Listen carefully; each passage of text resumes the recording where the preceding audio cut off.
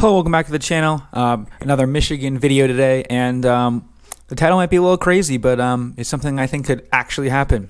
How JJ McCarthy wins the Heisman Trophy this season. Now, when you think of Michigan, especially the last two seasons, and in pretty much all time, you think of a place that is never pass first, a place that always runs the ball, and slow death run, play action if needed, but game manager quarterbacks and running the ball until the other team can't stop you. I don't think that's going to be the case this season. Now, it is pretty clear that obviously Michigan is a run-first team, and with guys like Blake Corum, Donovan Edwards coming back, right?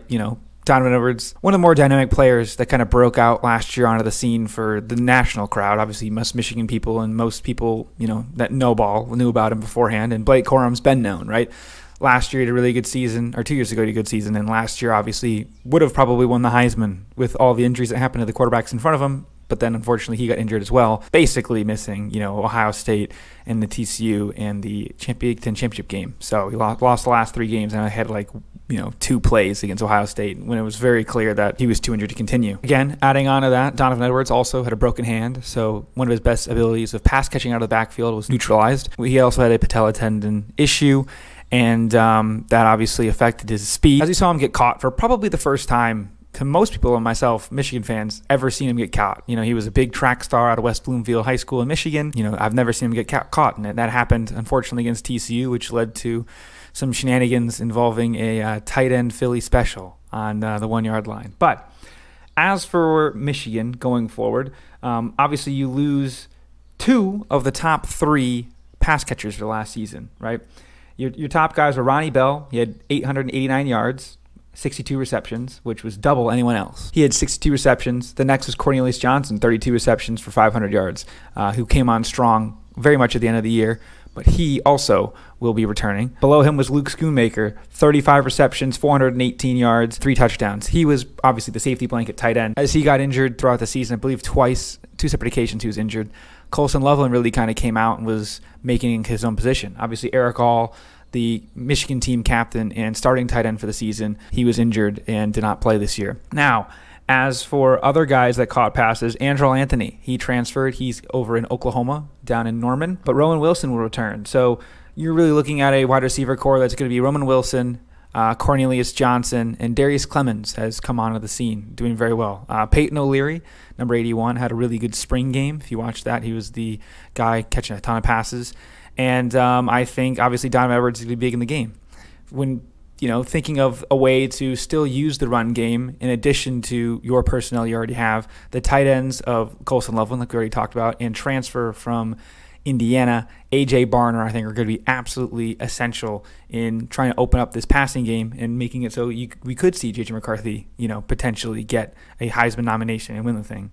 Now, JJ, obviously, last year, he was 64% completion. He had 22 touchdowns, 5 interceptions, 2,719 yards. And most of that was, when we were losing or just things to open up the run game, right?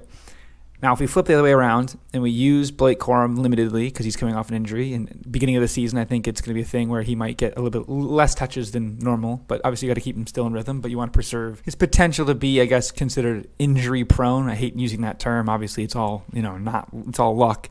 When it comes to injury, obviously bad luck. And but he has been injured twice. Each of the last 2 seasons, he's been injured at least some point. So if you preserve his carries and don't, have him doing 20, 25, 30, carry games in games in which the score is pretty out of control, I think that maybe that would help keep him on the field, hopefully. As for Donovan Edwards, he was injured last year and is a very good runner. I think he's almost a better pass catcher. If Michigan was able to unlock his full potential, you could probably have Blake Corum on the field along with him, do a split back scenario, have 2 running backs, on either side of JJ, or do some sort of pistol that his brother does, Jim's brother does over in the NFL with Lamar Jackson. And, you could have Donovan Edwards be a kind of a dynamic Swiss Army knife out of the backfield. Obviously, he's good pass blocking, great runner, but again, elite pass catchers. We saw against Rutgers, as we saw, I believe he had a one-hand stab against Ohio State last season, not this past season, but 2 years ago. So if you can maybe put him in like a Jahmyr Gibbs type role, I think that'd be really cool. We saw at Bama, Jahmyr Gibbs, right? He's super fast, super elusive, great in the open field, which is all similarities to Donovan Edwards. So if you find ways to either line him up in the slot, move him around, routes out of the backfield, play action where it goes back to him, something like that, I think could be super helpful in getting JJ some easy passes and get him in there. Now, as for JJ himself, a lot of people like to say he's got, footwork issues, he's young, he's reckless. This is his first full offseason as a Michigan Wolverine. Obviously, he last season was injured. In addition to running with the twos, he was in a quarterback battle with Cade McNamara, who's now over in Iowa.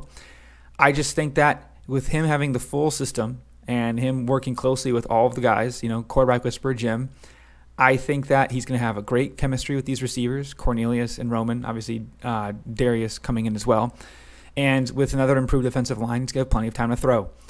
Obviously, it's not going to be probably enough to put up Heisman numbers, but it definitely still could. If you're able to mix in a 60-40 pass run, which I don't think we'll ever get to in Michigan, but I would say it was probably 75% run last year. If you get it closer to 50-50, not only is that more balanced, not only is that harder to defend against, you would be able to have to respect JJ in addition to Blake, so you can't just load the box like Ohio State tried to do when we were throwing it deep, or the alternative where TCU kind of let us run and they just were like, hey, JJ, try and throw and beat us. Not only would it help potentially get future quarterback commits down the road, like a Bryce Underwood, the golden goose for the 2025 class, quarterback out of Belleville, Michigan, 5-star, going to be one of the top guys we've seen, and hopefully, will be in maize and blue in 2 seasons. But as for everything else, if you're able to unlock that quarterback play, again, it opens up the run game. So I just think that if you're able to pass the ball more when we actually need it, as opposed to trying to, stat pad and get core on the Heisman, which is what we kind of saw last year,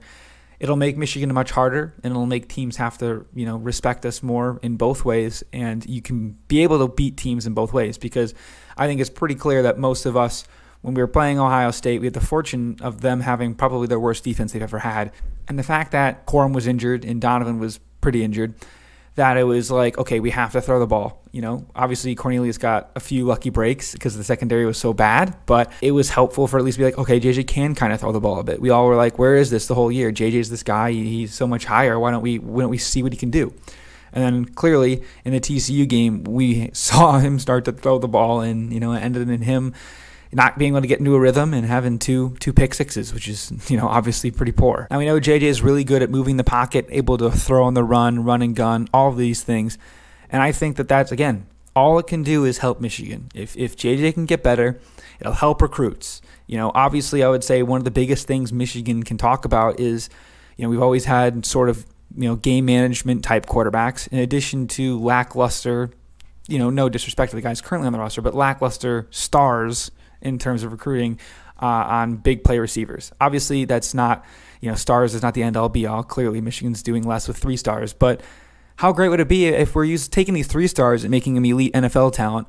What if we started with guys with a way higher floor and 5 stars, and you could probably make these guys Heisman candidates at receiver? I could see it happening. Get 1 or 2 of these guys, Ohio State or Tennessee or some of these other big passing schools have, and you can make some dynamic plays on the edge. Obviously, Xavier Worthy was very interested in Michigan before some shenanigans went down, but you get a playmaker like him on the edge, in addition to a great offensive line, back-to-back Joe Moore winning awards. The whole thing can start humming. The tight ends are great. You can use them not only as blocking tight ends in jumbo sets, you can use them to do little play-action reads and get a little bit of that Iowa playbook in them and start making it tight end you. I don't understand why it couldn't happen. Hopefully, we can see JJ McCarthy take this big step forward, which I believe he will. Twitter loves to be like, Kyle McCord is going to walk in and be good, Drew Aller is going to walk in and be good, but JJ McCarthy can never exceed himself.